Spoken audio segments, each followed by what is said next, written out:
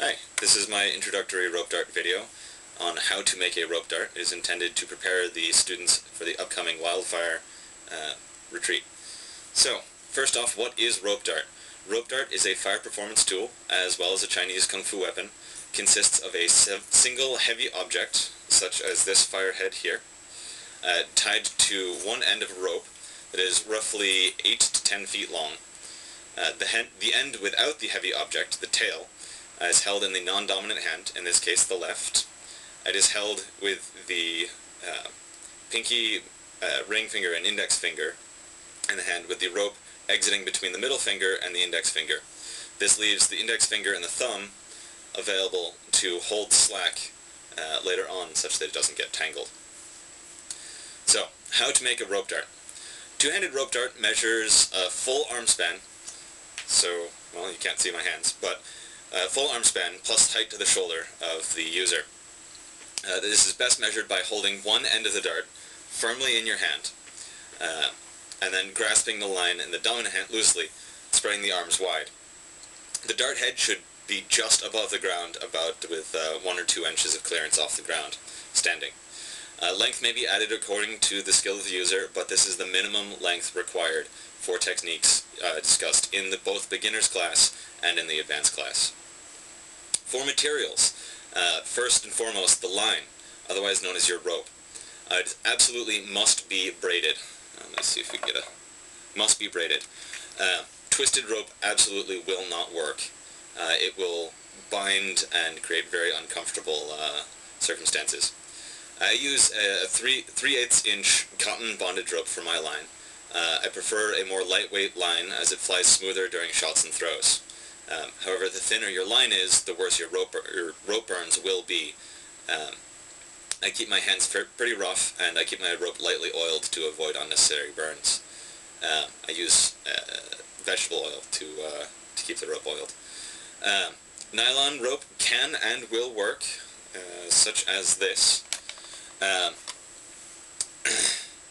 But it will wear out instead of breaking in like nitrile fibers.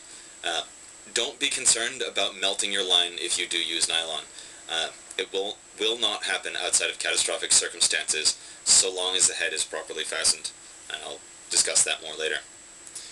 Speaking of the head, otherwise known as your dart, dart heads, first and foremost, are heavy. If your dart is not heavy enough in proportion to the weight of your line, it will not fly straight, and it'll be very difficult to control during wraps. If your head is too heavy, you will get tired, and you'll be unable to change direction quickly. One solution to this is simply get stronger. I prefer spherical heads for control and aesthetic reasons. Conical and cylindrical heads are also available. I don't use them because of the weight imbalances from the chain and the fastening knot here. They already interfere with the control and flight during shots and wraps. So, to tie a stop knot, I recommend a stacked overhand knot, such as this, as a stop knot.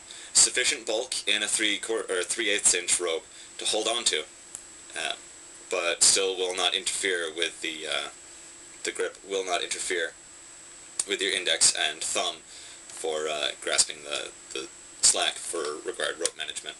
To tie a stacked overhand knot, tie an overhand knot over a bight of rope. For those who don't know, this is a bight of rope. It is a loop shaped like a U.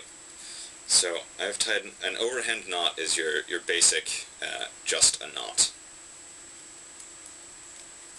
like so.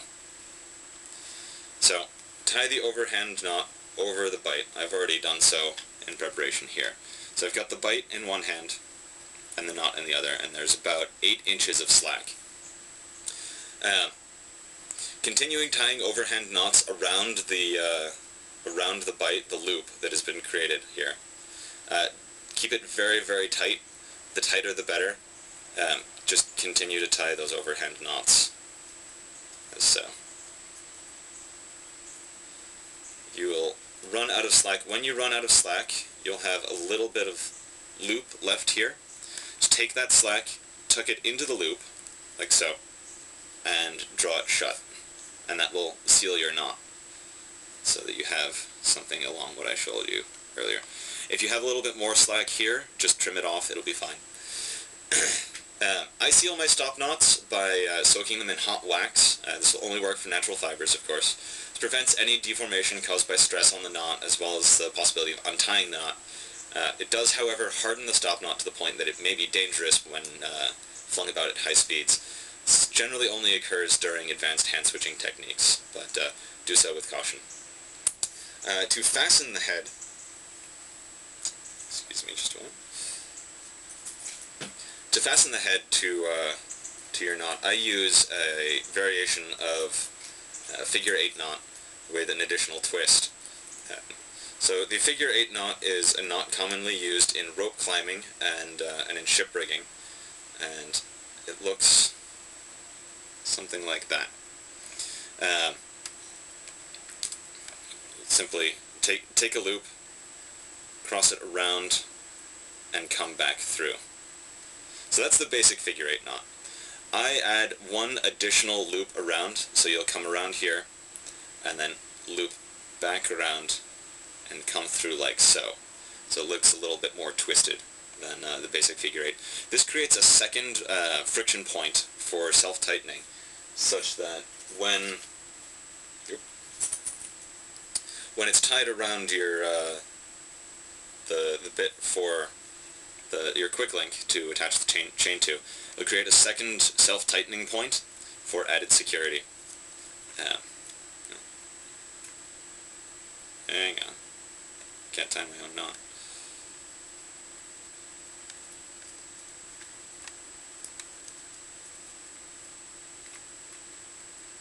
Oh, I really can't tie my own knot.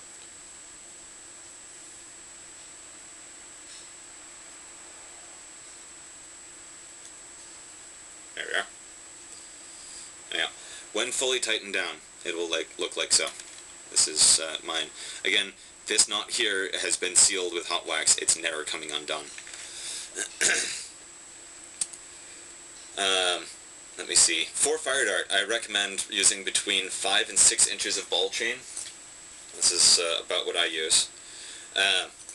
This is standard gauge for poi. I don't know the exact gauge number, but to connect the head to the line. Any less, and you'll run the risk of igniting, singeing, or melting your line as you burn.